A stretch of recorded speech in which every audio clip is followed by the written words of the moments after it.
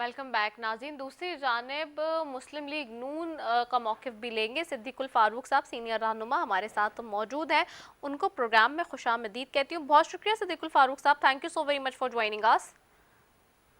नवाजिश, आपकी नवाजिश। सिद्दीकुल फारूक साहब, आपको मेरी आवाज़ आ रही है? जी, आपकी आवाज आ रही है, बड़ी साफ आ रही है। अच्छा सिद्दीकुल फारूक साहब, सबसे पहले तो आज मुझे बताइएगा, सेनेट में हम देखते हैं अपोजिशन ने काफ़ी शोर शराबा और एहतजाज किया अली अमीन गंडापुर साहब के कल के बयान पे जो उन्होंने दिया जुल्फ़िकार अली भुट्टो साहब के हवाले से भी और नवाज शरीफ साहब के हवाले से और मरीम साहबा के हवाले से। क्या वजूहात हैं कि इस तरह के बयानबाजियाँ इलेक्शन मुहिम में हमें नज़र आ रही हैं और अखलाकियात के दर्जे भी हमें गिरते हुए बहुत नज़र आ रहे हैं जी? देखिए, पीटीआई में जो लोग भी शामिल हुए, उनके सामने इमरान खान का अखलाक है और इमरान खान का अखलाक सबको पता है कि वो कैसा है। अमीन कंडापुर को क्या परवाह है और उसे क्या मालूम है कि जुल्फ़िकार अली भुट्टो, देखिए उनके कुछ कसूर भी थे लेकिन उनकी बड़ी कंट्रीब्यूशन थी। एटमी प्रोग्राम, आईन पाकिस्तान, कादियानियों को अकलियत करार देना, ये बहुत बड़ी कंट्रीब्यूशन थी। अली अमीन और 93,000 फौजियों को, कैदियों को भारत की कैद से वापस लाना, तो अली अमीन गंडापुर को क्या पता है? वो पता नहीं होश में भी होते हैं या नहीं होते। तो ये गलत बातें और ये बद अखलाकियां जो हैं, ये नहीं होनी चाहिए सियासत में। और फिर जब ये लोग पार्लियामेंट के मेंबर जैसे भी तैसे बन गए हैं, तो कुछ तो खुदा का खौफ करें। आप लोग किस बुनियाद पे ये एलिगेशन लगा रहे हैं? मरीम नवाज साहिबा चूंकि निकली हुई हैं इलेक्शन मुहिम पे, हर हर आए दिन हर रोज वो एक ही बात कर रही हैं कि जी सूबा बनाने जा रहे हैं, आप आज़ाद कश्मीर को सूबा बनाना चाहते हैं। आज़ाद कश्मीर को किस बात पे ये एलिगेशन लगाया जा रहा है? इसके पीछे यकीनी तौर पे अगर वो ये बात इतने वसूख से कह रही हैं, रोजाना जलसे में ये बात उनकी कही जाती है, मैं वो शॉर्ट्स भी सुनवा चुकी हूँ आगाज में प्रोग्राम के, तो इसका जी, मतलब है कि कोई मैं जवाब इंफॉर्मेशन देता हूँ। उनके पास होगी ना? क्या उनके पास कोई ऐसी इंफॉर्मेशन है?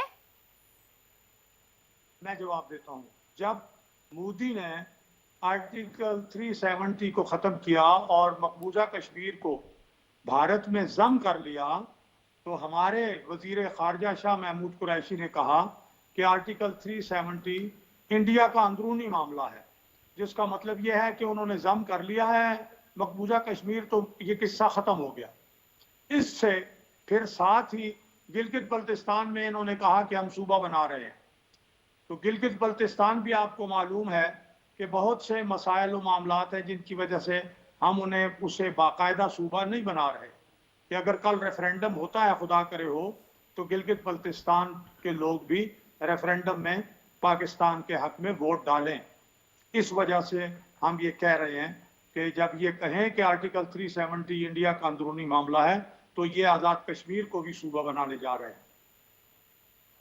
अच्छा, इसके अलावा और कोई कोई खासी इंफॉर्मेशन जिसकी बुनियाद पे वो ये बात करी? क्योंकि अब अभी तो पीटीआई के जो रहनुमा आ रहे हैं प्रोग्राम में और मुख्तलिफ चैनल्स पे जो वो बयान दे रहे हैं, वो कह रहे हैं कि आप लोग सिर्फ ये प्रोपेगेट कर रहे हैं, उसी तरह से बिल्कुल जैसे मरीम नवाज साहबा कह दी थी कि मेरी लंदन में क्या पाकिस्तान में भी कोई जायदाद नहीं है, और उसके बाद जो हुआ वो सबके सामने उनका शी इज जस्ट एक वो एक स्वीपिंग स्टेटमेंट दे रही है वो, और कुछ भी नहीं है।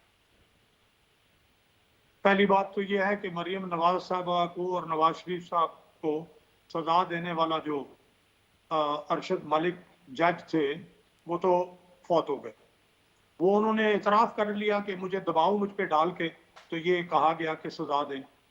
उन्होंने उस वक्त के चीफ जस्टिस का नाम भी ले लिया। तो ये सजाएं वजाएं तो ऐसे ही हैं ना, मतलब है इसलिए कि हमारी बात क्यों नहीं मानते, अगर नहीं मानते तो फिर हम आप जेलों में भेजेंगे, हम आपको सजाएं दिलवाएंगे। लेकिन मरियम नवाज एक और बात भी कहती है ना, जी। वो कहती है इमरान खान आजाद कश्मीर में आते हो तो जरा अपना अमालनामा भी साथ लेके आओ।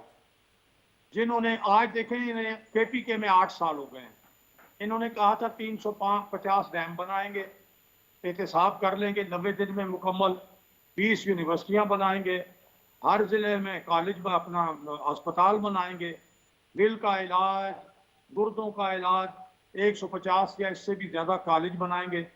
बताइए इनमें से कौन सा काम हुआ है? कोई भी नहीं हुआ 8 साल में।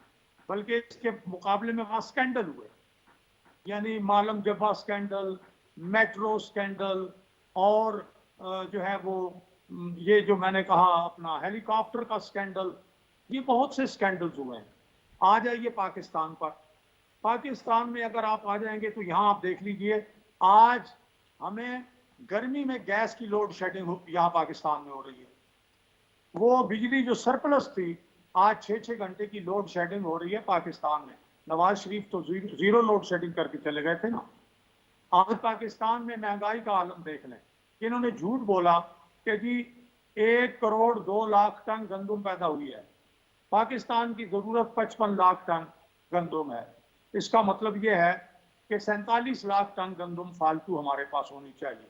लेकिन अभी इन्होंने 10 लाख टन गंदम इंपोर्ट करने की विफाकी काबीना ने इमरान खान की सदारत में मंजूरी दी। तो ये क्यों इंपोर्ट कर रहे हैं? कपास, पाकिस्तान की तारीख की सबसे कम कपास हुई है, 40%, यानी 8 लाख बेलें, और इससे कम कभी हुई नहीं। अच्छा, वो भी झूठ बोला कौम से। अब कौम को कहते हैं जी हमने 100 दिनों में इनकलाब बर्पा करना है। आपको पता है 2 करोड़ आदमी खते गुर्बत से नीचे चले गए। आपको मालूम है बेरोजगारों का क्या हाल हो गया है। आपको मालूम है कि अभी वजीर खजाना ने कहा है कि जी अब हम इंपोर्ट खोल रहे हैं तो खसारा जो है तिजारती खसारा तो होगा। और ये इन्होंने पहले सारी इंपोर्ट बंद करके बेरोजगारी फैला दी, सी पैक को मुंजमद कर दिया किसी के कहने पे। चीन के साथ हमारी दोस्ती है, सी पैक गेम चेंजर है कि वो तब्दीली लाने वाला है, वो रोजगार देने वाला मंसूबा है। उससे पाक मुकम्मल हो जाएगा तो पाकिस्तान को $8 बिलियन सालाना उससे जो है वो ड्यूटीज और टैक्सेस मिलेंगे।